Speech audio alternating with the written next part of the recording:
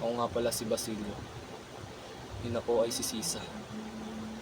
Meron akong kapatid, si Crispin. Mahirap lamang ang buhay. Ang gusto ko lang naman, makasama ko ang aking pamilya at magkaroon ng masaya at magandang buhay. Inay, huwag kang mag-alala. Nasa kumbento si Crispin. Ngunit si Crispin ay hindi na natin makakapiling. Ako'y nagtanan, makita kong kinakaladkad si Crispin sa Kristang Mayor. At ayaw ako paalisin, hindi na 10 ng gabi. Salubong ko ang ilang gwardyang sibil.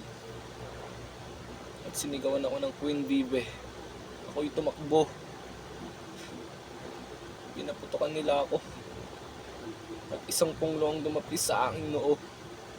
Sumunod na gabi, pag-inipan ko si Crispin na nagtatago sa kura.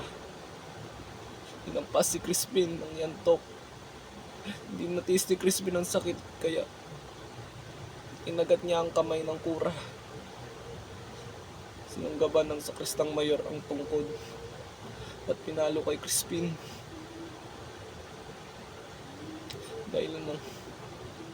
Dahilan ng pagkawala ng aking kapatid. Bakit? Bakit ito nangyari kay Crispin?